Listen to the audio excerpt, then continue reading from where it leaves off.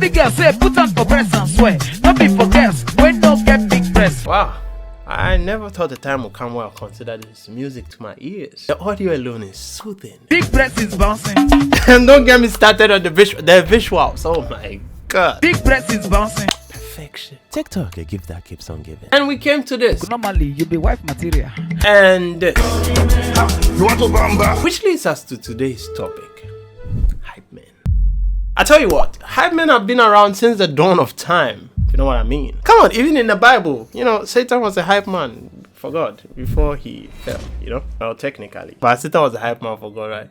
Yeah. Now, hype men have been an integral part of our lives. Even you and I have been hype men too.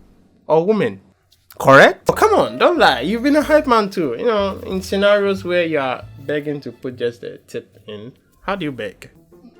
First of all, what is a hype man? Well, according to Google, hype man in hip-hop music and rapping is a backup rapper or a singer who supports the primary rappers with exclamations and interjections and who attempts to increase the audience excitement with call and response chants.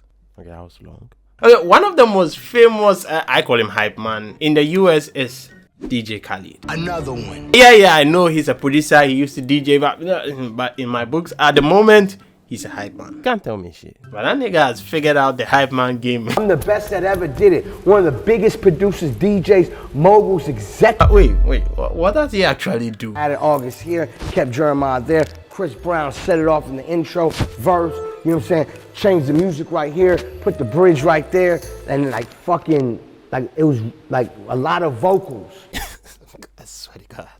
You're a genius. Nah, big genius. Nigerians also have a lot of hype men who are becoming famous through TikTok. Big breast is bouncing. Now that right there is content. Then you come down to Ghana and we have our very own Big Homie Flea. We're not around nobody with. We're the ones who started with it. But let's not forget, Big Homie Flea is not the first. We have our OG hype man, DJ Crime. But let's not forget, Big Homie Flea is not the first hype man in Ghana. You know, we have the OGs, you know, like D-Crime. Before he transitioned into music. Like D-Crime, right? D-Crime.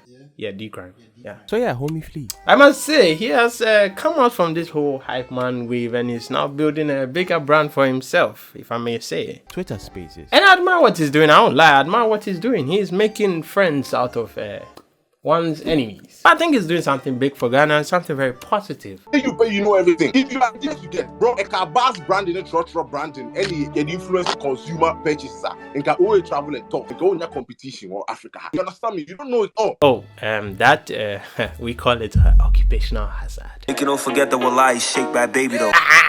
So now, here's the problem with hype man. Well, it's not a problem I have, but you know, the problem.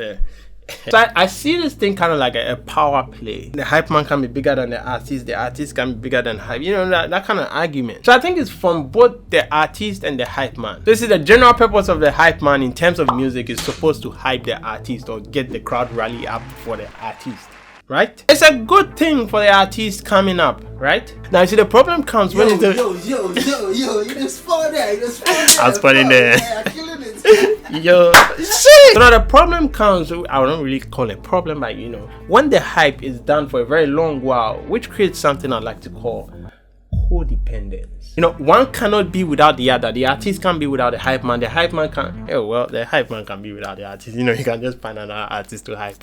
But for the singer or the artist, which becomes a reliance on the hype man, which the singers don't want. And you know, when the hype man realizes his importance, then he begins to demand more. And truth be told, the artists have their own inbuilt ego, which they won't allow the hype man to be, you know, more hyped than the artists they themselves. And to get to a time the artist will be like, hey, I don't need you again. No, I can do my own show. I can hold my show. Get out of here. But I'll say it works for some artists. It doesn't work for some. For some artists, you need a hype man for the rest of your life. Deal with it.